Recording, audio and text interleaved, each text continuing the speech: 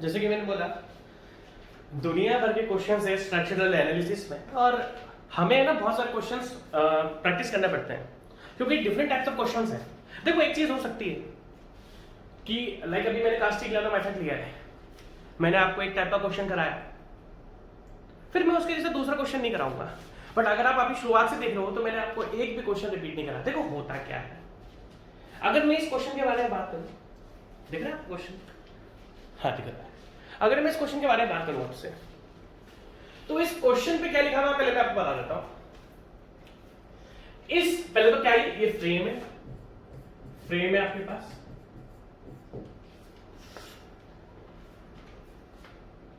आपको क्वेश्चन में क्या पूछेगा मैं आपको बताता हूं। You have to draw, question क्या है, draw shear force diagram and bending moment diagram of the frame। अब होता क्या है, जो हम डिफरेंट और पहली बात उसने आपसे साफ साफ बोला कि आपको फोर्स मेथड से करना है, उसने आपसे साफ साफ लिख दिया analyze by using force method, force method. और हो सकता है क्वेश्चन में आपसे वो लिख दे कि you have to analyse this question by using displacement method also. आपको मेरी बात समझनी पड़ेगी। आईईएस का क्वेश्चन नहीं है, आईईएस का आया हुआ क्वेश्चन नहीं है। और देखो जी मैं आपको बताता हूं, स्ट्रक्चरल एनालिसिस जब मैं आपको पढ़ा रहा हूं तो मैं आपको दो ही लोगों से डील कर रहा हूं। एक तो मैं आपके आईईएस को स्टूडेंट को डील करता हूं, या गेट के स्टूडेंट को डील कर रहा हूं, या फिर मैं आपके एग्जाम के असिस्टेंट इंजीनियर के एग्जाम के स्टूडेंट को डील कर रहा हूं। देखो होता क्या, मैंने लास्ट के 1 ईयर से देखा, बहुत से बच्चे जैसे अपने दूसरे सब्जेक्ट लाइक स्वम हो, आरसीसी हो, स्टेज वन की अगर हम बात करें तो उसमें बहुत सारे सब्जेक्ट कंप्लीटेड है। हमने स्ट्रक्चरल एनालिसिस साइड में छोड़ा हुआ था कि यार बच्चा लोग जेई की तैयारी करता है। बट मेरे पास बहुत सारे स्टूडेंट ऐसे भी है जो बोलते हैं कि सर हमारी स्टेट में असिस्टेंट इंजीनियर एग्जाम है, लाइक राजस्थान में असिस्टेंट इंजीनियर का एग्जाम है, तो सब में स्ट्रक्चरल एनालिसिस भरा पड़ा है। और सब में लाइक अगर मैं असिस्टेंट इंजीनियर की या आईईएस की या गेट की बात करता तो इसमें स्ट्रक्चरल एनालिसिस भर भर के आता है। तो यार ये सब्जेक्ट तो ले रहा था। इस फ्रेम को, पहली बात तो फ्रेम है, इस फ्रेम को मैं किसी भी मेथड से एनालाइज कर सकता हूं। अब आपकी चॉइस है, आप किस मेथड से करोगे। देखो आज की तारीख में मैं आपको क्या पढ़ा रहा हूं, कास्टिग्लियानो मेथड। तो हमें draw SFD and BMD by using force method करना था। अब फोर्स मेथड क्या है, strain energy method. Strain energy method क्या है, आपको मैं एक बात बता देता हूं, जब आप अच्छी बुक्स देखोगे या आईईएस का स्टडी मटेरियल देखोगे तो उन्होंने क्या करते हैं कि वो एक क्वेश्चन लिखते हैं, उसको 3-4 मेथड से सॉल्व करके दिखाते हैं।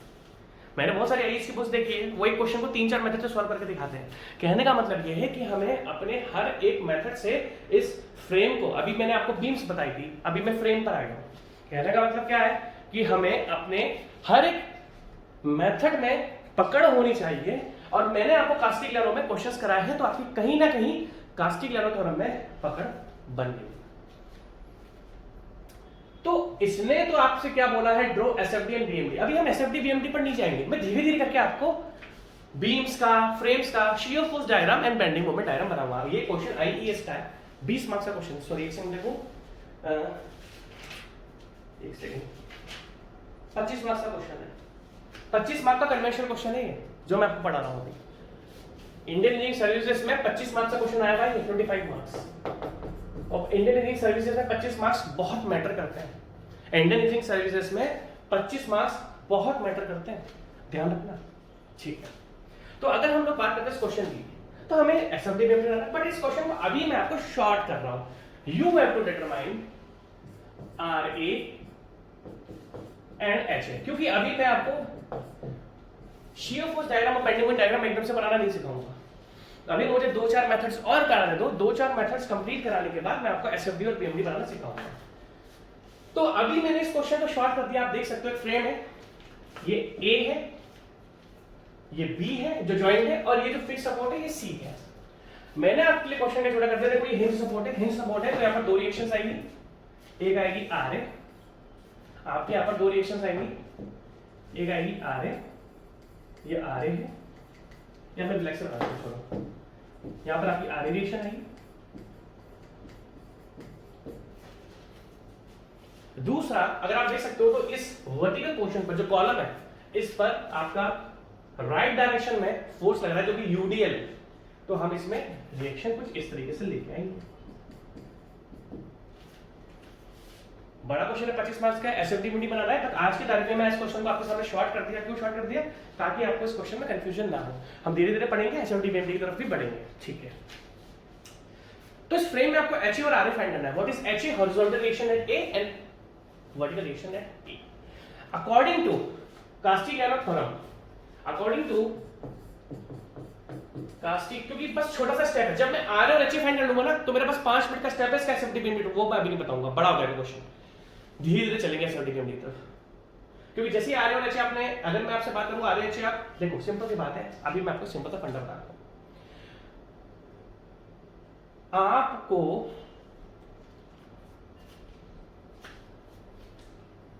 अगर अभी से मैं एसएफडी बीएमडी बता दूंगा तो आपको क्वेश्चन बहुत बड़ा हो जाएगा और हवा के ऊपर से निकल जाएगा। तो मैंने इस क्वेश्चन में आपके पास दो अननोन रिएक्शंस, मान लो इसकी स्टैटिक इंडिटरमिनेसी 2 है, हमने ये दो अननोन्स पकड़ लिए, हम एच और आरए फाइंड करेंगे, ठीक है। मैंने आपको छोटा क्वेश्चन दिया। Now according to Castigliano theorem,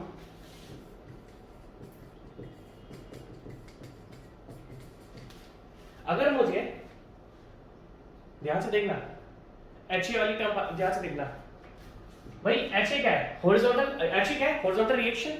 क्या हिंज सपोर्ट? क्या हिंज सपोर्ट एक्स डायरेक्शन में मूव करता है? नहीं, तो मैं बोलूंगा भैया हिंज सपोर्ट का जो डिफ्लेक्शन है वो एक्स डायरेक्शन में 0 है। क्या हिंज सपोर्ट वाई डायरेक्शन में मूव करता है? आप बोलोगे नहीं, तो दैट मींस हिंज सपोर्ट का वाई डायरेक्शन में भी डिस्प्लेसमेंट आपका 0 है। हिंज सपोर्ट ना एक्स डायरेक्शन में मूव होता है, हिंज सपोर्ट ना वाई डायरेक्शन में मूव होता है। दैट मींस मैं कह सकता हूं कि यहां पर आपका डिस्प्लेसमेंट इन हॉरिजॉन्टल डायरेक्शन, हाँ रोलर सपोर्ट होता तो रोलर सपोर्ट में डिस्प्लेसमेंट हो जाता है। आपको स्पेशली ध्यान रखना पड़ेगा, रोलर सपोर्ट में डिस्प्लेसमेंट हो जाता है बट आपका हिंज सपोर्ट में नहीं होता। तो हिंज सपोर्ट में एक्स डायरेक्शन में मूव कर सकता है ना वाई डायरेक्शन में मूव कर सकता है। तो हमने बोल दिया, या फिर वाई की जगह वी ले लो, वी है ना, इसको हम वी ले लेते हैं, del v is equal to 0। That means vertical displacement भी हिंज सपोर्ट का 0 और आपका हॉरिजॉन्टल डिस्प्लेसमेंट भी 0। अगर मैं आपसे सिंपल सी बात पूछूं, अकॉर्डिंग टू कास्टिग्लिआनो थ्योरम, अगर मैं आपसे सिंपल सी बात पूछूं, आप बोलोगे सर मैं, आप देखो जैसे ये फ्रेम आया तो अभी मैं इसमें बताऊंगा आपको कैसे रिएक्शंस फाइंड करनी है। देखो स्ट्रक्चरल एनालिसिस में सारे क्वेश्चन कनेक्टेड है। दैट मींस ये जो मैं कॉन्सेप्ट पढ़ा रहा हूं ये आपको कल को दूसरे मेथड्स में भी काम आएगा। ये प्रैक्टिस कर रहे हैं हम लोग। लाइक ये फ्रेम है तो फ्रेम में रिएक्शंस कैसे, जब आप ये मेथड सीख जाओगे इसका तो आपको नेक्स्ट मेथड में भी, अब वो चाहे स्लोप डिफ्लेक्शन ही मेथड हो, भाई बात है डिफरेंट टाइप ऑफ क्वेश्चन है, ये आपको हेल्प करेगा सारे क्वेश्चंस में। ऐसा नहीं है कि जो अभी हम पढ़ रहे हैं तो हमारी लिमिट जो नॉलेज है वो कास्टिग्लिआनो तक ही रह जाएगी, नहीं, रेस्ट्रिक्टेड नहीं रहेगी कास्टिग्लिआनो तक, आगे भी इन सबके कॉन्सेप्ट काम में आएंगे। और मैं आपको बताता हूँ बच्चे का डिस्प्लेसमेंट मेथड तो अच्छा होता है बट अभी भी वो फोर्स मेथड ढंग से नहीं पढ़ पाता, क्योंकि फोर्स मेथड बुक्स में अच्छा देके नहीं रखा हुआ, और मैं आपको फोर्स मेथड में बहुत स्ट्रॉन्ग बना दूंगा, धीरे धीरे करके चलेंगे, ठीक है। तो भाई हिंज सपोर्ट का मान लो क्वेश्चन ये था, you have to determine H A and R A in this frame. तो हिंज सपोर्ट का ना हॉरिजॉन्टल में डिस्प्लेसमेंट होता है ना वर्टिकल में होता है। हिंज सपोर्ट का, अब देखो अगर मैं आपसे डिस्प्लेसमेंट इन हॉरिजॉन्टल डायरेक्शन पूछूं according to Castigliano theorem, second theorem, क्या होता है? डेल यू, देखो हॉरिजॉन्टल डिस्प्लेसमेंट है, हॉरिजॉन्टल में कौन सा फोर्स लगा है? H A.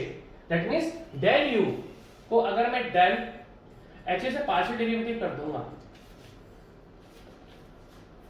mx del m by del H A into dx upon ei into dx upon ei, simple सा फंडा है। Which is equals to 0, क्योंकि हिंज सपोर्ट में डिफ्लेक्शन नहीं होता, which is equals to 0, simple सा फंडा है।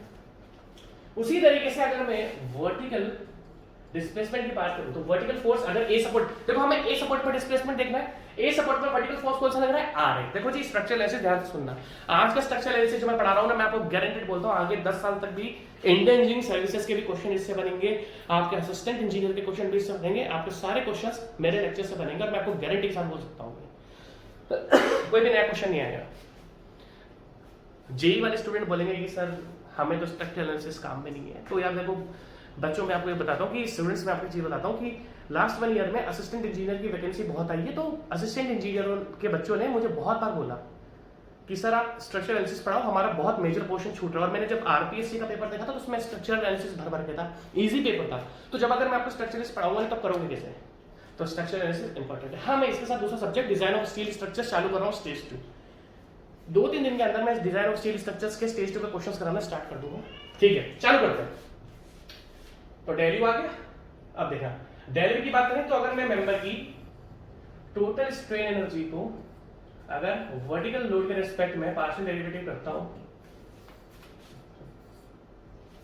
एक्चुअली यहां पर एम वाई लिखो, एम वाई, क्योंकि हॉरिजॉन्टल के केस में जब हम हॉरिजॉन्टल देखो ध्यान से देखना, इस मेंबर की मैं बात अभी चलो एक काम करो, एम लिखो, सिंपल एम लिखो आप, अभी कुछ मत लिखो, अभी क्या होगा मैं आपको बताऊंगा। M del M by del R A, अगर मैं वर्टिकल डिस्प्लेसमेंट बात कर रहा हूं, इनटू dx अपॉन EL which is equal to 0। ठीक है भाई, सिंपल सा फंडा है। आप बोलोगे हाँ सर कोई तरीका सा चीज नहीं है, ठीक है। अगर हम बात करें आगे की, अब ध्यान से देखना, आपको ध्यान से देखना पड़ेगा। वैसे ही पानी को भिगोया, प्यास आजकल बहुत ज्यादा लग रही है, गर्मी है ना, एक सेकंड देख लो। ठीक है, अब आप ध्यान से देखना, दैट मीन्स इस फ्रेम में दो पोर्शन है, एक है ए बी, दूसरा है बी सी। आपको ध्यान से देखनी पड़ेगी।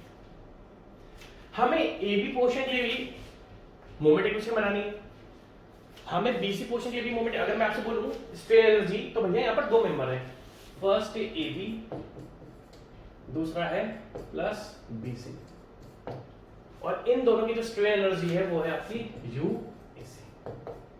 कहने का मतलब क्या है कि हम क्या करेंगे, दोनों मेंबर की स्ट्रेन एनर्जी को फाइंड करेंगे, लाइक ए बी को भी फाइंड करेंगे, स्ट्रेन एनर्जी कैसे फाइंड करेंगे, मोमेंट इक्वेशन बनाएंगे, क्योंकि हमने यहाँ पर strain energy due to bending लिखा हुआ है।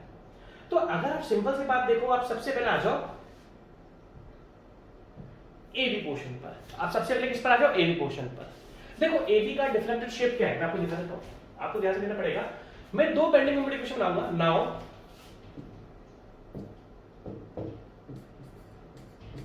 बेंडिंग मोमेंट इक्वेशन फॉर, आपको ध्यान से देखना पड़ेगा, फॉर ए बी। सबसे पहले मैं ए बी के, क्योंकि मुझे तो दो फ्रेम की स्ट्रेन एनर्जी चाहिए, तो मुझे ए बी की भी बेंडिंग मोमेंट इक्वेशन और बीसी की भी बेंडिंग मोमेंट इक्वेशन दोनों को ऐड करना पड़ेगा। मुझे इन दोनों के इक्वेशंस को ऐड करना पड़ेगा, आपको इस चीज को ध्यान रखना पड़ेगा। देखो ठीक है, now bending moment equation for A B. अब देखना ध्यान से, ए बी में क्या लगा हुआ था, एक आर ए लगा हुआ था, एक एच ए लगा हुआ था। अब ध्यान से देखना, देखो ध्यान से, यहां से लेके यहां तक x है, this is x and this is y, क्योंकि ये y डायरेक्शन है, this is x and this is y। अब ध्यान से देखना, आपको ध्यान से देखना पड़ेगा। स्ट्रक्चर एनालिसिस मजाक नहीं है, वो खतरनाक सब्जेक्ट है स्ट्रक्चर एनालिसिस, ठीक है। क्योंकि एक भी साइन कन्वेंशन टेढ़ा मेढ़ा हो गया, आंसर गलत, एक भी आपने प्लस की जगह माइनस लगा दिया, आंसर गलत, ठीक है। अब ध्यान से देखना, तो अगर मैं बेंडिंग मोमेंट इक्वेशन की बात करूं ए बी, देखो ए बी यहां से लेके यहां तक है, इसकी शेप क्या होगी, देखो यूजुअल इस डायरेक्शन में लग रहा है, तो आपका बीम ये कॉलम इस तरीके से बेंड होगा। ये कौन सी शेप है, दिस इज सैगिंग शेप, आपको ध्यान से देखना पड़ेगा। और सैगिंग में पहला मूवमेंट क्या होता है, क्लॉकवाइज, ओ सॉरी पॉजिटिव। आप देख सकते हो कि जो आपका कॉलम है वो इस तरीके से बेंड करेगा, और ये कौन सी शेप है, आप बोलोगे सर ये तो सैगिंग शेप है, और सैगिंग में पहला मूवमेंट क्या होता है, पॉजिटिव। आप अब ध्यान से देखो, अगर मैं ए बी मेंबर की बात करूं तो आर का कोई रोल आएगा, नहीं आएगा। अगर मैं आपसे ए बी पोर्शन की बात करूं, पहली बात तो ए बी पोर्शन की लेंथ कितनी है, यहां पर y 0 है, यहां पर y 6 है। और अगर मैं आपसे बीसी पोर्शन की बात करूं तो देखो हमने x को यहां से स्टार्ट करा था, तो यहां पर x 0 है, क्योंकि दो देखो ए बी पोर्शन की लेंथ कितनी है, अगर मैं आपसे सिंपल सी बात पूछूं ए बी पोर्शन की लेंथ कितनी है, तो आप बोलोगे सर ए बी पोर्शन की जो लेंथ है वो तो 6 मीटर है, तो यहां पर y 0 है और यहां पर y कितना 6। अगर मैं बीसी पोर्शन की बात करूं तो यहां पर x कितना है 0 और यहां पर x कितना है 6, यहां पर x कितना है 6, आपको ध्यान से देखना पड़ता है, ठीक है। अब अगर हम और आगे की बात डिस्कस करते हैं, तो अगर मैं बेंडिंग मोमेंट इक्वेशन की बात करता हूं, देखो आरए का इस AB पोर्शन में कोई भी रोल नहीं आएगा, क्योंकि मूवमेंट का फॉर्मूला था force multiply by perpendicular distance. देखो ये मेंबर है और यहीं पर आरए लगा हुआ है, तो इस आरए की देखो अगर मैं बात करूं BC की, तो इस आरए की परपेंडिकुलर डिस्टेंस कितनी है x। In case of BC member आपको ध्यान से देखना पड़ेगा, अगर हम BC मेंबर की बात करते हैं तो BC मेंबर, ये रहा BC मेंबर, इस आरए की BC से तो परपेंडिकुलर डिस्टेंस है, तो आरए का यहां पर तो मूवमेंट का रोल आएगा, बट ए बी में नहीं आएगा क्योंकि R A along the A B है। That means for A B force R A आपका एक्सियल लोड है, एक्सियल फोर्स है, और मूवमेंट हमेशा ट्रांसवर्स फोर्स के कारण आता है। That means perpendicular force. आप समझो, ये फोर्स आर ए बीसी पर तो परपेंडिकुलर है बट ए बी पर नहीं है, और मूवमेंट में हमेशा परपेंडिकुलर फोर्स ट्रांसवर्स फोर्स लेते हैं हम लोग। तो दैट मींस ए बी में आर ए का रोल नहीं आएगा। अब ये क्या सेगिंग थी, सेगिंग में पहला मूवमेंट। अब देखो एच ए कैसे घूम रहा है, यहां पर आप ध्यान से देखना, एच ए कैसे घूम रहा है, दिस इज क्लॉकवाइज डायरेक्शन। तो हमने सबसे पहला मूवमेंट एच ए का लेंगे, और एच ए कैसे घूम रहा है क्लॉकवाइज, तो हम लॉक कर देंगे ऑल क्लॉकवाइज पॉजिटिव, क्योंकि सेगिंग में पहला मूवमेंट पॉजिटिव लेते हैं, और यहां पर पहला मूवमेंट जो एच ए है वो क्लॉकवाइज आ रहा है, तो आपने लॉक कर दिया all clockwise positive and all anti clockwise negative. और हमें देखना सेगिंग, सेगिंग में जो पहला मूवमेंट होगा वो पॉजिटिव होता है। यहां पर पहला मूवमेंट एच ए का है जो कि क्लॉकवाइज है, तो हमने पूरी ए बी मेंबर के लिए लॉक कर दिया कि भैया सिंपल सा बात है, क्लॉकवाइज पॉजिटिव और एंटी नेगेटिव। अब देखो एच ए कैसे जा रहा है, अगर मैं ए बी पोर्शन के लिए बेंडिंग मोमेंट इक्वेशन बना रहा हूं तो मैं क्या लिखूंगा,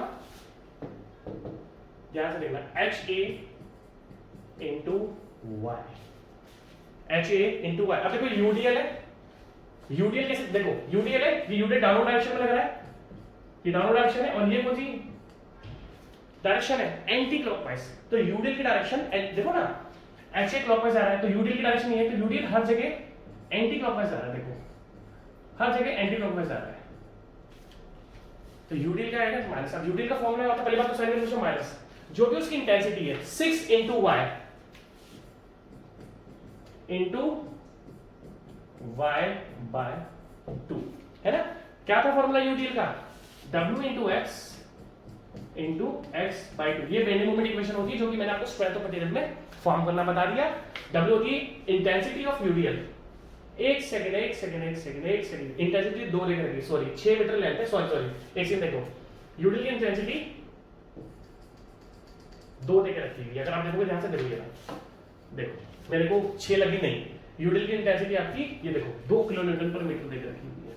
तो यूडीएल की इंटेंसिटी क्या रखेंगे हम यहाँ पर 2, W कितना है, जो यूडीएल की इंटेंसिटी है वो कितना है, यूडीएल की इंटेंसिटी है 2 किलोन्यूटन पर मीटर, तो हमें 2 किलोमीटर पर मीटर रखनी है, तो that means 2 into Y by 2, 2 से 2 कट जाएगा, और फाइनली आपका जो ए बी पोर्शन की मोमेंट इक्वेशन आ रही है वो आ रही है आपकी, ध्यान से देखना, H A into Y minus Y square, क्योंकि और पे लोड नहीं है, आर का रोल आएगा नहीं, एच ए का मूवमेंट हमने ले लिया, H A into Y clockwise आ रहा था, तो फोर्स इंटू परपेंडिकुलर डिस्टेंस इस डायरेक्शन में कितनी है वाई, और यूडीएल का क्या था एंटी क्लॉकवाइज आ रहा था तो माइनस ले लिया, यूडीएल का फोर्स क्या हुआ 2 w इंटू एक्स मतलब 2 इंटू वाई, एक्स मतलब क्या होता है जो भी लेंथ है, यहां पर लेंथ कितनी है वाई, और लेंथ का हाफ वाई बाई 2, ये मैंने आपको स्ट्रेंथ ऑफ मटेरियल में सब बता रखा है कि ये 2 इंटू वाई क्यों करता है, into Y into 2, strength of material concept नहीं बता सकता मैं आपको, स्ट्रक्चरल एनालिसिस है, ठीक है। तो फाइनली हमारे पास जो मूवमेंट इक्वेशन आई है फॉर ए बी पोर्शन वो आई हमारे पास H A into Y minus Y square. Now movement equation for B C, now ये मिटा देता हूं पूरा, है ना। Now bending moment equation for BC, अब आप ध्यान से देखिए, बहुत इंपॉर्टेंट चीजें हैं, ध्यान से देखिए। जब हम बीसी की बात करते हैं तो देखो इस डायरेक्शन में डिस्टेंस कितनी मानी x, आपको ध्यान से देखना पड़ेगा, आपको बहुत ध्यान से देखना पड़ेगा। और अगर ये जो फॉर्मूला मैंने आपको बताया है एच ए इंटू, आप ध्यान से देखना एम ए टी, अगर मैं आपको इसको स्ट्रेन एनर्जी में पुट करूं, अगर मैं इसकी मूवमेंट की इक्वेशन से स्ट्रेन एनर्जी बनाता हूं, चलो वो मैं आपको बाद में बताऊंगा, आप पहले मूवमेंट इक्वेशन देखो। Now bending moment equation for BC, BC की बात करें तो आर ए क्लॉकवाइज आ रहा है, R A into X positive आएगा, देखो इधर क्लॉकवाइज आ रही है, बीसी की तरफ आर ए कैसे आ रहा है क्लॉकवाइज, और साइन कन्वेंशन हमने लॉक कर दिए थे, हमने साइन कन्वेंशन लॉक कर दिए थे, all clockwise positive and all anti clockwise negative, तो ये आर ए कैसे आ रहा है इधर साइड क्लॉकवाइज आ रहा है, सो सबसे पहले आर ए इंटू एक्स। अब ध्यान से देखना ये एच ए कैसे आ रहा है एच ए, क्या इस एच ए की, अब ध्यान से देखना, क्या इस एच ए की बीसी मेंबर से परपेंडिकुलर डिस्टेंस है, हाँ है, दिखाता हूं, कांस्टेंट 6 मीटर। जब हम एच ए की बात इस ए बी मेंबर पे कर रहे थे तो हर जगह, अब ध्यान से देखना, जब हम एच ए की बात यहां पर कर रहे तो हर जगह वाई चेंज हो रहा था, तो हमने इक्वेशन में एच इंटू वाई लिया है। बट अगर मैं बीसी मेंबर की बात करता हूं तो हर जगह 6 मीटर लेंथ है। देखो एच की लेंथ, आपको पहले एच जब एबी पे देखे थे तो हर जगह वाई चेंज हो रहा था, इसलिए हमने वाई को वेरिएबल रखा था, वाई वेरिएबल रखा है। जब इसे हम बीसी मेंबर की बात करते हैं, देखो स्ट्रक्चर एनालिसिस टिपिकल है, जब हम इस बीसी मेंबर की बात कर रहे हैं तो बीसी मेंबर में एच की कोई परपेंडिकुलर डिस्टेंस है, हाँ है, constant 6 metre. That means H यहां पर भी 6 मीटर है, यहां पर भी 6 मीटर है, यहां पर भी 6 मीटर है, यहां पर भी 6 मीटर है, यहां पर भी 6 मीटर है। That means along this member H her point पे 6 मीटर की डिस्टेंस पर है। कैसी डायरेक्शन जा रही है? क्लॉकवाइज जा रही है, प्लस एच इंटू 6। यहां पर मैं एच इंटू वाई नहीं करूंगा, वाई कब करता? जब मैं एबी मेंबर लेता, क्योंकि हर जगह एच की जो परपेंडिकुलर डिस्टेंस है वो एबी पर तो चेंज हो रही है, बट बीसी पर हर जगह 6 मीटर है। अगर मैं देखो इस एच को यहां पर लिखूंगा 6 मीटर, यहां पर लिखूंगा 6 मीटर, तो एक कांस्टेंट है। आप गलती से भी वाई मत लिखना, यहां पर वाई एबी के केस में था, इस केस में हर जगह 6 मीटर है। ठीक है, तो हमने क्या करा? आरए को क्लॉकवाइज लेके RA into X, RA into X plus H into 6। ध्यान से देखना, अब देखो यूडीएल, अब ध्यान से देखना, अगर मैं यूडीएल की बात करूं, ध्यान से देखना, बहुत ध्यान से देखना, इसको मेरे को मिटाना पड़ेगा आपको समझाने के लिए। एक सेकंड रुको, आपको बहुत ध्यान से समझाना पड़ेगा मुझे, थोड़ा है स्ट्रक्चर एनालिसिस टिपिकल। देखो ध्यान से, अगर मैं यूडीएल की बात करूं तो यूडीएल कहां पर लगता है? अपने सेंटर पर। यूडीएल को फोर्स में कन्वर्ट करो, देखो this is UDL intensity 2 kilometre पर मीटर, ये यूडीएल की इंटेंसिटी है। और अगर यूडीएल की इंटेंसिटी को मुझे टोटल फोर्स में कन्वर्ट करना है तो मुझे उसकी लेंथ से मल्टीप्लाई करना पड़ेगा। तो 2 इंटू 6 कितना हो गया? 12 किलो न्यूटन। भाई अगर यूडीएल को मुझे टोटल फोर्स में कन्वर्ट करना है तो मैं क्या करूंगा? ध्यान से देखना, यूडीएल को फोर्स में कन्वर्ट करके उसकी लेंथ से मल्टीप्लाई कर दूंगा, तो 2 इंटू 6 ये कन्वर्ट हो जाएगा सेंटर पर। एक सेकंड रुको, ये कन्वर्ट हो जाएगा सेंटर पर। कितना हो चुका है? 12 किलो न्यूटन। आपको ध्यान से देखना पड़ेगा। देखो मैंने यूडीएल को किस में कन्वर्ट कर दिया, बताता हूं अभी क्यों कन्वर्ट करा। 12 किलो न्यूटन पर, और 6 और इस सेंटर पर कन्वर्ट होता है, तो 6 का आधा कितना होगा? 3। That means 3 metre. That means आपका यूडीएल, देखो अब ध्यान से देखना, क्या इस यूडीएल की इस बीसी से परपेंडिकुलर डिस्टेंस है? हाँ है, बट हर जगह 3 मीटर है। यहां पर भी 3 मीटर है, यहां पर भी 3 मीटर है, यहां पर भी 3 मीटर है। दैट मींस यहां पर भी यूडीएल जो टोटल फोर्स में कन्वर्ट हुआ। देखो आप सोचोगे सर आपने एबी के केस में तो यूडीएल की इक्वेशन बनाई थी, वो इसलिए बनाई थी जब मैं एबी की बात कर रहा था तो वाई वेरी हो रहा था, और इस यूडीएल की हर जगह वाई के कारण अलग अलग वैल्यू आ रही थी। पर अगर अब इस यूडीएल को मैं इस बीसी मेंबर के रिस्पेक्ट में करूं, अगर इस यूडीएल तो बीसी हर जगह 3 मीटर आ रही है, तो दैट मींस इस, और ये डायरेक्शन क्या है? Anti clockwise. This is anti clockwise direction. अगर आप देखोगे, देखो बीसी की तरफ बढ़ाओ, बीसी की तरफ बढ़ाओ, this is anti clockwise direction. और देखो ध्यान से देखना, और हर जगह यूडीएल की जो परपेंडिकुलर डिस्टेंस आ रही है, आपको चीजें, अगर आपने चीजें ध्यान से नहीं देखी तो आपको बहुत ही ज्यादा कंफ्यूजन होने वाला है। तो ये यूडीएल वाली बात क्लियर हो चुकी है कि ये जो यूडीएल जब टोटल लोड में कन्वर्ट होगा, क्यों होगा टोटल लोड में? क्योंकि इस यूडीएल की इस बीसी से परपेंडिकुलर डिस्टेंस तो है, बट हर जगह कांस्टेंट है। तो हमने यूडीएल को किसमें कन्वर्ट कर दिया था? टोटल लोड में, और हाफ पे कन्वर्ट होता है, सेंटर में कन्वर्ट होता है। तो अब 12 किलो न्यूटन की इस बीसी से हर जगह 3 मीटर डिस्टेंस है, एंटी क्लॉकवाइज आ रहा है, minus 12 kilo Newton total force में कन्वर्ट हो चुका था, और कितनी परपेंडिकुलर डिस्टेंस है? बीसी से हर जगह 3 है। तो फाइनली आपको बन गया R A into X plus H A into 6, या 6 एच ए लिख देता हूं, 6 एच ए माइनस 36। अब आप ध्यान से देखना, आपके पास एबी पोर्शन की भी बेंडिंग मोमेंट इक्वेशन बन चुकी है, आपके पास एबी पोर्शन की भी बेंडिंग मोमेंट इक्वेशन बन चुकी है, और बीसी पोर्शन की भी बेंडिंग मोमेंट इक्वेशन आपके पास बन चुकी है। आपके पास एसी पोर्शन की भी बेंडिंग मोमेंट इक्वेशन बन चुकी है, और बीसी पोर्शन की भी बेंडिंग मोमेंट इक्वेशन बन चुकी है। Now strain energy AB plus strain energy of BC is equal to strain energy of AC. अब स्ट्रेन एनर्जी का फॉर्मूला, अब देखो आपको ध्यान से देखना था। अगर मैं आपसे बात करता हूं, देखो हमने क्वेश्चन कहां से स्टार्ट करा था कि ना एक्स डायरेक्शन में डिस्प्लेसमेंट, क्योंकि हिंज सपोर्ट है, हिंज सपोर्ट में ना तो एक्स डायरेक्शन में डिस्प्लेसमेंट आएगा हिंज सपोर्ट में, ना तो वाई डायरेक्शन में आएगा। तो अगर मैं सिंपल सी बात है, अगर मैं एक्स डायरेक्शन में देखता हूं नाउ, अगर मेरे को displacement in x direction calculate करना है, मतलब displacement in horizontal direction calculate करना है, तो मुझे टोटल स्ट्रेन एनर्जी को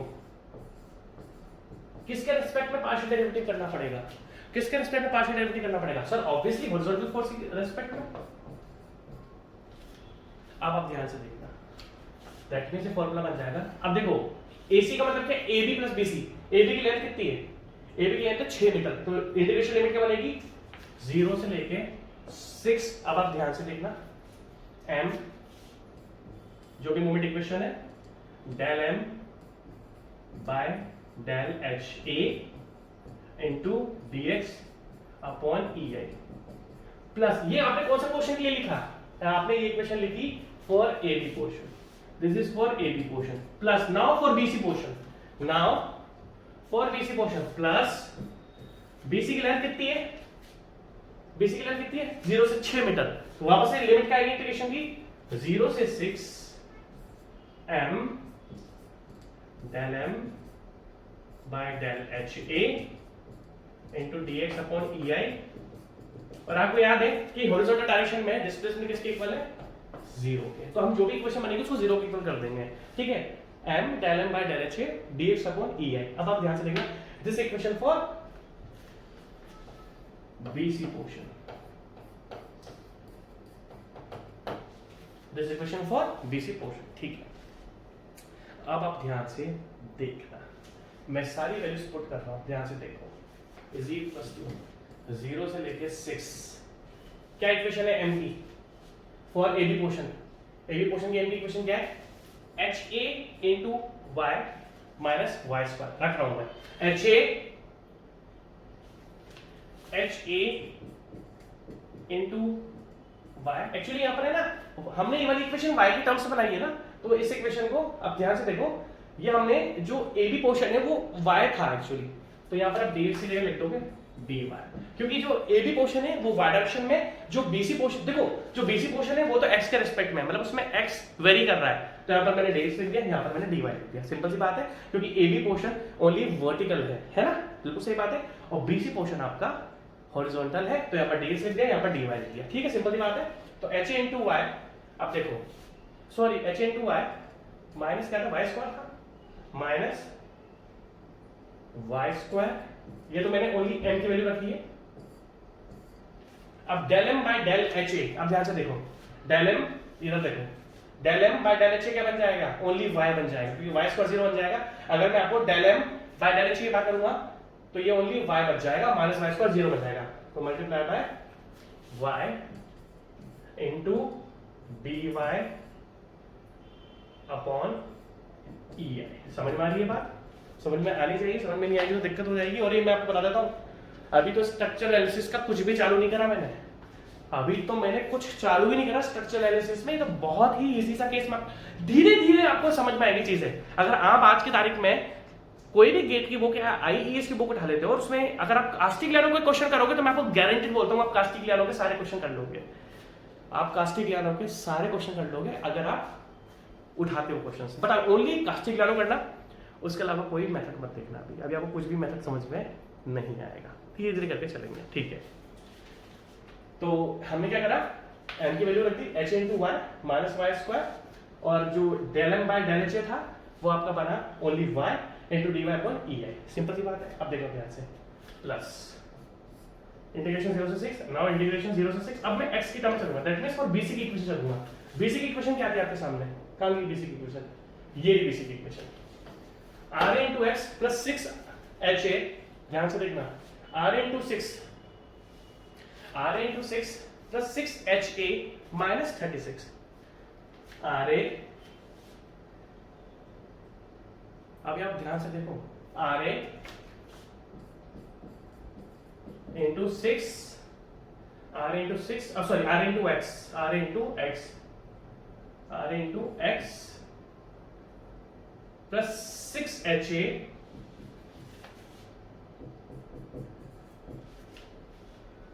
माइनस 36 था, माइनस 36 आपने अभी ओनली मोमेंट की इक्वेशन लिखी हुई है। अब del M by del H, इधर आ जाओ। जब मैं इसको डेल एम, ये मोमेंट की इक्वेशन थी, जब मैं इसको डेल एम को डेल एच के रेस्पेक्ट में करूंगा तो यहाँ पर ओनली 6 बचेगा। ये 0 हो जाएगा, ये 0 हो जाएगा, क्योंकि हम डेल एम को डेल एच के रेस्पेक्ट में पार्शियल डेरिवेटिव करेंगे तो ओनली 6 बचेगा। Multiply by 6 into dx upon E. जो सीरियस स्टूडेंट है उसी को स्ट्रक्चरल एनालिसिस समझ में आएगा। मजाक वाले जो सोच रहे थे हम देख लेते हैं उनको स्ट्रक्चरल एनालिसिस बिल्कुल भी समझ में आने वाला नहीं है। ठीक है, तो 0 से 6 r into X plus 6 H A minus 36 into 6 into D x. अब आप ध्यान से देखो, इक्वेशंस तो लंबी बनती है बट क्या करें, करनी तो पड़ेंगी। सो अगर आप ध्यान से देखोगे, है ना भाई, सही है ना, m की वैल्यू थी r into X plus 6 H A minus 36 into 6 into D X upon E आई।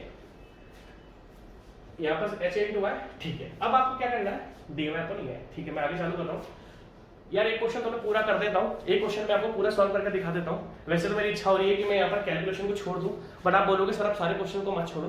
मैं आपको ये वाला क्वेश्चन पूरी कैलकुलेशन से करके दिखाऊंगा, क्योंकि 40-45 मिनट मुझे इस क्वेश्चन सॉल्व करने में लग जाएंगे, बट एक क्वेश्चन मैं आपको सॉल्व करके दिखा देता हूँ। बट आगे मैं इक्वेशन छोड़ दूंगा यार, है ना, इक्वेशन सॉल्व करना मेरा काम नहीं है। ठीक है, ध्यान से देखना, इसको मैं इंटीग्रेट कर रहा हूँ एच ए, दैट मींस अंदर इक्वेशन क्या बन रही है, H A into Y square H A into Y square H A into Y square minus Y cube D Y upon E I, D Y upon E I, और 0 से लेके 6। तो इसको मैं इंटीग्रेट कर देता हूं, है ना, एच ए यार वाई स्क्वायर था ना, अभी देखो गलती आती है, H A into Y square, H A into Y square, अभी गलती आती है। तो ये बन गया H A into Y cube by 3 minus Y four by 4, limit कितनी है 0 से लेके 6। अब ध्यान से देखना, 0 से लेके 6, तो मैं y को पुट कर देता हूँ, दैट मींस 6 का क्यूब कितना होता है 36 इंटू 3। अरे यार कैलकुलेटर है, इसमें वेट करो, कैलकुलेटर की जरूरत पड़ेगी, इसमें वेट करना है ना। हाँ जी, तो क्या बन गया आपका, पुट कर देते हैं इसकी वैल्यू, क्योंकि अभी तो यहाँ पर प्लस भी है ना, ये अपन बाद में करते रहेंगे, पहले अपन इधर का सॉल्व कर लेते हैं फिर दोनों को ऐड कर देंगे। ठीक है जी, तो आज इक्वेशन बन रही है 6 का क्यूब है ना, यार मैं कैसे हो चुका हूँ, 6 का क्यूब भी भूल गया मैं। ठीक है, 216 H A by 3 minus Y 4 6 to the power 4 1296 1296 by 4। ठीक है, अभी ध्यान से आप देखते रहना, 216 3 से डिवाइड हो रहा है, कितना हो गया 72, दैट मींस ये आ रहा है आपका 72 H A minus 1296 divided by 4 324। ठीक है, that means 72 H A minus 324, ये आपका लेफ्ट हैंड साइड वाली वैल्यू आ गई। अब अपन ध्यान से देखेंगे, अब हम राइट हैंड साइड वाली वैल्यू ला रहे हैं। अब ध्यान से देखना, ये आपकी राइट हैंड साइड वाली वैल्यू है, ध्यान से देखो, that means summation of r into x plus 6 ha minus 36 into 6। ठीक है, तो x के रिस्पेक्ट में 6 r इनटू x, है ना यार, क्या कंफ्यूजिंग है ये, करते हैं 6 पर बाहर निकाल लेते हैं ना, प्लस 6 हमने बाहर निकाल लिया। ठीक है, 6 हमने बाहर निकाल लिया, 6 को बाहर ले लेते हैं। अब r इंटू एक्स, एक्स का रेस्पेक्ट में इंटीग्रेट करना है, तो r into x square by 2, r into x square by 2। बड़े क्वेश्चन होते हैं स्ट्रक्चरल एनालिसिस के, r into x square by 2, 6 मैंने बाहर ले लिया, plus 6 h into X plus 6 h a into X plus 6 h into X plus 6 h into x minus 36x minus 36x minus 36x। ठीक है, r into x square by 2, 6 मैंने बाहर ले 6 h a x है ना, ये h a x minus 36x, और limit क्या है 0 से लेके 6, है ना। हम कैलकुलेट करते हैं इसको 0 से 6। अब हर जगह हम क्या रखते हैं, प्लस 6 r इंटू 6 का square, 36 divided by 2 plus 6 HA into 6 minus 36 into 6। ठीक है, हर जगह मैंने एक्सपोर्ट कर दिया, तो ये आपका कितना आ रहा है 18 आ रहा है, या 18 हो जाएगा आपका। That means plus 6 18 RA। यार इक्वेशन में बहुत टाइम वेस्ट होता है, बट क्या करें सॉल्व करने में। 18 RA plus 36 HA minus 36 into 6 कितना गया 36 इंटू 6 216। अगर एक भी जगह मैंने वैल्यू बोला कितनी होगी ना, सारी इक्वेशन गलत हो जाएगी। आप क्रॉस चेक करते रहना। मैं भाई से बहुत डफर हूँ इक्वेशंस में। मैं कॉन्सेप्ट तो बढ़िया समझा देता हूँ, बट इक्वेशंस मेरी बहुत बेकार है। मैं कॉन्सेप्ट तो ठीक समझा देता हूँ, बट इक्वेशंस थोड़ी मेरी गड़बड़ रहती हैं। ठीक है, और यार इतनी बड़ी इक्वेशन है ना, मुझे एक्चुअली डर ही लगता है कि अगर एक भी जगह मुझसे गलती होगी ना इसमें इक्वेशन में, मेरा ध्यान नहीं होगा, गलती होगी तो फिर आंसर नहीं आएगा यार। तो इक्वेशंस के केस में बच्चे होने चाहिए। जब मैं क्लासरूम में पढ़ाता था तो बच्चे ऑलरेडी सारी जगह आपकी इक्वेशन गलत जा रही है, तो वहाँ पर सही चलता है सब कुछ। यहाँ पर यार पता नहीं लगता रहा, अकेले पढ़ाने में क्या पता लगता है इक्वेशन सही है गलत है। ठीक है, फिर भी मैं बनाता हूँ इक्वेशन और चेक करूंगा बुक से सही आ रही कि नहीं आ रही। ठीक है, ठीक है, हम यहाँ तक आ गए थे। प्लस अब यहाँ से देखना, सब मल्टीप्लाई कर देता हूँ। 18 into 6 108 RA plus 36 into 6 36 into 216 plus 216 HA minus 216 into 6 216 into 6 1296। ठीक है, 1296। ठीक है, तो फाइनली इक्वेशन मेरे पास आ रही है plus 108 RA plus 216 HA minus 1296 is equal to 0, क्योंकि डिफ्लेक्शन कितना है आपका 0। तो एक बार मैं सॉल्व कर देता हूँ। HA को HA से ऐड कर दो। 216 plus 216 plus 72 which is equals to 288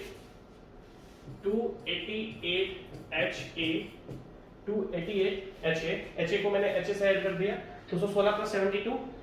ठीक है, अब RA को RA से ऐड, RA तो है नहीं, प्लस 108 RA तो अकेला है, प्लस 108 RA माइनस, देखो इसको मैंने इससे ऐड कर दिया, ये अकेला है। अब इन दोनों का एडिशन 1296 माइनस 324, सॉरी ऐड करना पड़ेगा 1296 प्लस, क्योंकि दोनों माइनस के 1620 minus 1620 is equal to 0। That means आपकी इक्वेशन नंबर, देखो इक्वेशन नंबर 1 किसी ना किसी से डिवाइड हो रहा होगा। देखो एक बार ये किसी ना किसी डिवाइड, तो दैट मींस आपके पास इक्वेशन नंबर आ चुकी है 288 HA plus 108 RA is equal to 1620। अगर आप देख सकते हो तो हमें HA और मैंने आपका बुक से इस इक्वेशन को चेक करा है, और टच वुड की हमारी इक्वेशन बिल्कुल हमारी इक्वेशन बिल्कुल सही बनी है। मतलब मैं इक्वेशंस में भैया मेरे कॉन्सेप्ट स्ट्रांग है, पढ़ाने में स्ट्रांग हूँ, बट ये इक्वेशंस में बहुत जीरो हूँ मैं, क्या खराब है तो है। ठीक है, तो मतलब तुक्के से हमारी इक्वेशंस बिल्कुल सही बन गई है। तो ये है हमारी इक्वेशन नंबर 1 हमारी जो बिल्कुल परफेक्ट बनी। आपको ये कॉन्सेप्ट पूरे स्ट्रक्चरल एनालिसिस में, भाई देखो ओनली ये मत सोचना कि सर आप कास्टिक लानो में तरह, ये सारे कॉन्सेप्ट काम आने, किस तरीके से मूवमेंट इक्वेशन बनाते हैं, ये किस तरीके से रिएक्शंस फाइंड करते हैं, ये आगे जाके आपको बहुत काम आने वाला है। आगे आके आपको बहुत काम आने वाला है। ये मत सोचना कि सर आप तो कास्टिक लेवल में पूरे स्ट्रक्चर एनालिसिस पढ़ा रहे हो, ना सब में काम आएगा। ठीक है, तो 228 HA, अब मेरे को लगता है 3 से 1620 डिवाइडेड बाय 3 हो रहा है, ये 3 से डिवाइड हो रहा है, 108 डिवाइडेड बाय 3 36 से 3 से डिवाइड हो रहा है, 288 डिवाइडेड बाय 3 96 आ रहा है। 3 से डिवाइड कर रहा हूं 96 HA प्लस 108 को डिवाइड करो 3 से 36 RA is equals to 1620 divided by 3 540। ठीक है, अब 3 से मेरे को लगता है फिर डिवाइड हो रहा है 96 डिवाइडेड बाय 9 से कर लेते हैं। अच्छा बस इस, चलो मेरी इक्वेशंस मेरे को डर लगता है यार। 540 डिवाइडेड बाई 3 180। मेरे को लगता है फिर 3 से नहीं, अब नहीं होगा। ठीक है, तो फाइनल इक्वेशन आपके पास आ चुकी है 32HA प्लस 12RA। अभी किसी और से कटता है, किसी और से कट रहा है क्या? 2 से तो हो रहा है यार, ये 2 से हो रहा है ना? कर देते हैं 16HA plus 6RA is equals to 2 से कट रहा है यार, 4 8। हाँ यार, तो 8 से कट रहा था है ना? ये तो 8 से हो रहा है, तो अपन इसको 8 से कर देते हैं।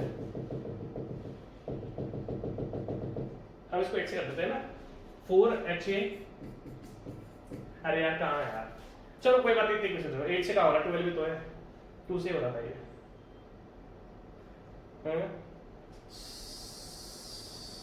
6 से हो रहा है ना, 6 से होता रहा है। कितनी गंदी कैलकुलेशन है मेरी, है ना? नहीं यार 6 7 नहीं हो रहा है, इस इक्वेशन को यहीं छोड़ दो, कोई बात नहीं, 2 से हो जाएगा, वो छोड़ दो। ठीक है, एक बार मैं चेक कर लूँ प्लीज यार, इक्वेशन सही बनी है मेरी, मेरे को डर लगता है शायद मेरे से इक्वेशन गलती हुई है। तो हम यार एक काम करते हैं, देखो हमारी इक्वेशन तो ठीक बनी थी ना, अभी हम इसको लेके चल रहे हैं, इसको काटो सबको। ठीक है, अभी हमारी इक्वेशन यार ठीक बनी है, इसको ऐसे रह देते हैं, बाद में बात करेंगे। ठीक है, अब आप देख सकते हो जब आपने डेलेच का कास्टिग्लिआनो थ्योरम लगाया, तो हमने क्या करा, हमने इक्वेशन पाई। अभी हमने क्या करना है, हमें डेल वी भी करना है, हमें बाय यूजिंग कास्टिग्लिआनो थ्योरम हमें डेल वी भी करना है। अभी हमने ओनली डेलेच करा है, तो डेलेच अगर आप देख सकते हो, तो डेलेच आपका आपने सॉल्व करा बाय यूजिंग कास्टिग्लिआनो थ्योरम, जो कि 0 का वैल्यू पुट करा, और आपके पास एक इक्वेशन आ गई, इक्वेशन नंबर 1, जिसमें दो अननोन्स हैं HA और RA। अब हम क्या करेंगे, अब हम क्या करेंगे, दूसरी इक्वेशन फॉर्म करेंगे। कौन सी? Now for del V vertical, अभी राइटिंग में बेकार है। नाउ फॉर डेल वी, अच्छा मैं आपसे स्टील स्ट्रक्चर्स की बात कर रहा था, मैं स्टेज 2 चालू कर रहा हूँ, तो स्टील बच्चे लड़ रहे हैं स्टेज 2 वाले, सर स्टेज 2 में क्या पढ़ा रहा है, स्टील स्ट्रक्चर चालू करूंगा स्टेज 2 का आने वाले 4 दिन में, 3-4 दिन में। ठीक है भाई, कोई दिक्कत तो नहीं? ठीक है, तो अगर हम वर्टिकल का कॉन्सेप्ट यूज करें, तो स्ट्रेन एनर्जी का फॉर्मूला क्या बनता है, ध्यान से देखना। Now del V is equal to 0, क्योंकि रिजिड हिंज सपोर्ट है, हिंज सपोर्ट में वर्टिकल डिफ्लेक्शन भी नहीं होता, विच इज इक्वल टू, आप ध्यान से देखना, 0 से लेके 6m into del m by del RA। अब हमें RA के रेस्पेक्ट में पार्शियल डेरिवेटिव करना है, इंटू dy अपॉन EI। ये आपने AB पोर्शन के लिए इक्वेशन लिख दी। अब आपने क्या करना है, प्लस 0 से लेके 6m del m by del RA, क्योंकि वर्टिकल तो RA की वजह से आएगा, जो कि 0 into dx upon EI, into dx upon EI। ठीक है भाई, तो हम चालू करते हैं, हमारे पास मोमेंट की इक्वेशन है, इज इक्वल्स टू 0 से लेके 6m क्या है फॉर AB, ये AB है, ये BC की केस है, AB और ये BC, क्योंकि पिछली बार हमने हॉरिजॉन्टल के रेस्पेक्ट में पार्शियल डेरिवेटिव करा था, अब हम वर्टिकल के केस में वर्टिकल फोर्स के रेस्पेक्ट में पार्शियल डेरिवेटिव करेंगे। ठीक है, तो आपका 0 से लेके 6 आ गया था। ठीक है, इक्वेशन कहा था, AB के लिए इक्वेशन क्या बनाई थी हमने, AB की इक्वेशन क्या थी, नाउ BC, ये तो BC की इक्वेशन, AB की इक्वेशन क्या है, ये भी HA into y minus y square। बड़ा क्वेश्चन, IES में 25 मार्क्स का क्वेश्चन है यार, मजाक थोड़ी है। IES में 25 मार्क्स का क्वेश्चन मजाक थोड़ी होता है भाई, आप सोचोगे। तो अब हमें क्या करना है, अब हमें RA का रिस्पेक्ट करना है, और आप देख सकते हो कि यहाँ पर RA के रिस्पेक्ट में कुछ भी नहीं है यहाँ पर। अब हमें मूवमेंट को RA के रिस्पेक्ट करना है, दोनों जगह RA नहीं है, तो MAB आपका बन जाएगा 0। चलो ये अच्छा फायदा हो गया, MAB आपका बन जाएगा 0। क्यों? क्योंकि भैया RA है ही नहीं इक्वेशन में, तो ये बन गया आपका 0। चलो कुछ तो फायदा बना, प्लस ये इक्वेशन टर्म 0 बन जाएगी पूरी, क्योंकि उस इक्वेशन में कहीं पर भी RA नहीं है। बट हाँ, अगर हम सेकंड इक्वेशन देखें, प्लस 0 से लेके 6, अगर हम सेकंड इक्वेशन देखें तो इसमें शायद RA था। सेकंड इक्वेशन क्या है, BC के लिए इक्वेशन, हाँ ये देखो BC की इक्वेशन ये है। BC की इक्वेशन क्या है, जैसे इक्वेशन है R into X plus 6 minus 36, तो पहले अपन मोमेंट रख देते हैं वहां पर। तो देखो ए बी में तो आर ए था ही, तो टर्म 0 बन गई, तो पूरी की पूरी टर्म 0 बन जाएगी आपकी। बट यहां पर है तो हम पुट कर देते हैं R A into X, M की वैल्यू रख रहा हूं है आर इंटू एक्स, मोमेंट है यार, बड़ा लंबा क्वेश्चन है, plus 6HA minus 36 plus 6HA